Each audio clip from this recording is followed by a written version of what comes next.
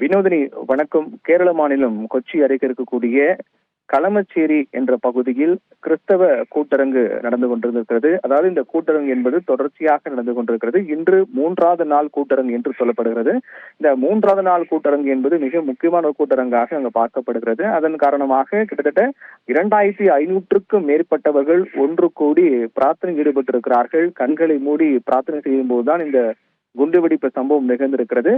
இது பற்றி அங்க இருக்கக்கூடியவர்கள் தெரிவித்த கருத்தின் அடிப்படையில் பார்த்தோமானால், இன்று 3வது நாள் கூட்டரங்கு என்பதால், அதுவும் ஞாயிற்றுக்கிழமை என்பதால் இன்றைய நாளில் கூட்டம் என்பது அதிகரித்து காணப்பட்டது என்று கூறுகிறார்கள். அந்த வகையில் 2500க்கும் மேற்பட்டவர்கள், ஆண்கள், பெண்கள், சிறுவர்கள், குழந்தைகள் என 2500க்கும் மேற்பட்டவர்கள் அங்கு கூடி பிரார்த்தனை செய்திருக்கிறார்கள். அப்போதுதான் திடீரென்று யாரும் எதிர்பாராத வகையில் ஒரு பயங்கர சத்தம் கேட்டிருக்கிறது. அது என்ன சத்தம் என்று அங்கிருந்தவர்கள் சுதாரித்துக் கொள்வதற்குள் உள்ளாகவே அடுத்தடுத்து 3 முறை இந்த பயங்கர சத்தம் அங்கு கேட்டிருக்கிறது. இது வெடி விபத்து என்று தெரிந்து கொண்ட அங்கிருந்தவர்கள் அங்கிருந்து உடனடியாக அலறி அடித்து ஓட்டம் பிடிக்க தொடங்கியிருக்கிறார்கள்.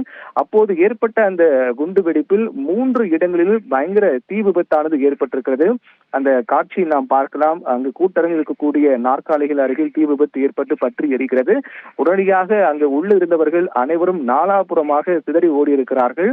அதற்கு பிறகு 3 இடத்திலும் தீ விபத்து ஏற்பட உடனடியாக தீயணைப்பு துறைக்கு தகவல் தெரிவிக்கப்பட்டு உடனே தீயணைப்பு வீரர்கள் விரைந்து வந்து அந்த தீயை அணைக்கும் பணியை மேற்கொண்டார்கள்.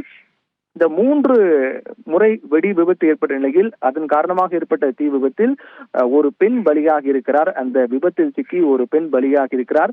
அதைத் தொடர்ந்து கிட்டத்தட்ட 25 பேர் இந்த குண்டு வெடிப்பில் படுகாயம் அடைந்திருக்கிறார்கள். படுகாயம் அடைந்த 25 பேரையும் உடனடியாக அங்கிருந்தவர்கள் மீட்டு அருகே உள்ள கொச்சி அரசு மருத்துவமனையில் அனுமதித்திருக்கிறார்கள். தொடர்ந்து அவர்களுக்கு சிகிச்சையானது அளிக்கப்பட்டு வருகிறது. இருந்தாலும் கூட படுகாயம் அடைந்த 25 பேரில் 5 பேர் நிலைமை கவலைக்கிடமாக இருப்பதாக, இதன் காரணமாக இந்த உயிர் பலி எண்ணிக்கை அதிகரிக்கலாம் என்ற ஒரு அச்சமும் தெரிவிக்கப்பட்டு வருகிறது. அந்த 25 பேர் அனுமதிக்கப்பட்டிருக்கூடிய கொச்சி அரசு மருத்துவமனையில் விடுப்பு எடுத்த மருத்துவ ஊழியர்கள் அனைவரும் உடனடியாக பணிக்கு திரும்ப வேண்டும் என்றும் சுகாதாரத்துறை தரப்பில் அறிவுறுத்தப்பட்டிருக்கிறது. இந்த சம்பவம் நடந்த உடனடியாக அங்கு இருக்கக்கூடிய தீயணைப்பு வீரர்கள் சென்ற உடனே பிறகு தகவல் தெரிவிக்கப்பட்டு உள்ளூர் போலீசார் அங்கு குவிக்கப்பட்டிருக்கிறார்கள். அதோடு கேரள அமைச்சர்கள் மற்றும் அதிகாரிகள் அனைவரும் அங்கு குவிக்கப்பட்டு அங்கு என்ன நடந்தது என்பது தொடர்பாக கண்காணித்து வருகிறார்கள். கிட்டத்தட்ட 25,000, அதாவது 2500 பேருக்கும் மேற்பட்டவர் கூடியிருந்த அரங்கு என்பதால் மிகப்பெரிய அரங்காக அது இருக்கிறது. அதில் அந்த ஏற்பட்ட இந்த வெடி விபத்தில் தான் ஒரு பெண் பலியாக இருக்கிறார். 25 பேர் படுகாயம் அடைந்திருக்கிறார்கள்.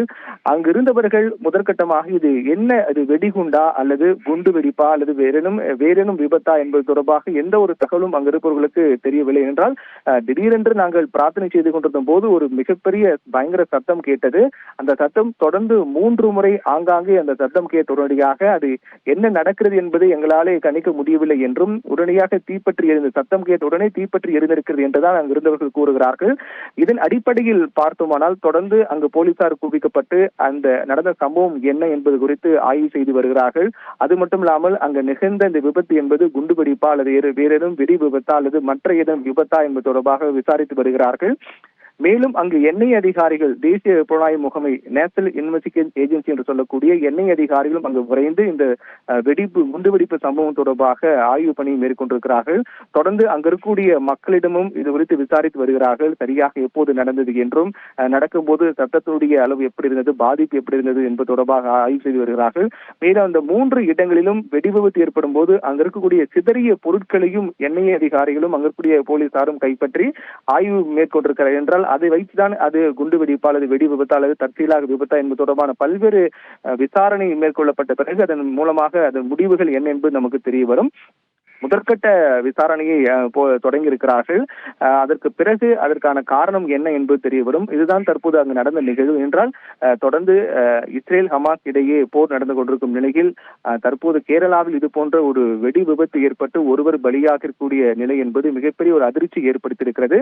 உடனடியாக போலீசார் அங்கு குவிக்கப்பட்டு வேறு எங்கேயாவது இது போன்று வெடிபொருட்கள் வைக்கப்பட்டிருக்கிறதா, அது மேற்கொண்டு வரக்கூடிய நேரங்கள் வெடிக்குமா என்பது குறித்தும் தொடர்ந்து அந்த வெடி விபத்து ஏற்பட்ட பகுதிக்கு அருகே இருக்கக்கூடிய பல்வேறு பகுதியிலும் போலீசார் தொடர்ந்து ஆய்வு பணியை மேற்கொண்டு வருகிறார்கள். வேறு எங்காவது வெடிபொருள் இருக்கின்றதா, சந்தேகத்திற்கிடமாக யாராவது இருக்கிறார்களா என்பது தொடர்பாக ஆய்வு செய்து வருகிறார்கள். மேலும் போலீசார் அந்த கிறிஸ்தவ கூட்டரங்கு நடைபெற்ற எடுத்திருக்கக்கூடிய கண்காணிப்பு கேமராவில் பதிவான காட்சிகளையும் கைப்பற்றிருக்கிறார்கள். சந்தேகத்திற்கிடமாக மர்ம நபர்கள் யாராவது உள்ளே வருகிறார்களா அல்லது அந்த வெடி விபத்து ஏற்படுவதற்கு முன்பாக இங்கு என்ன நடந்தது, தற்போது என்ன நடந்து கொண்டிருக்கிறது தொடர்பாகவும் அங்கு தொடர்ந்து சிசிடிவி காட்சியில் கைப்பற்றி போலீசார் விசாரித்து வருகிறார்கள்.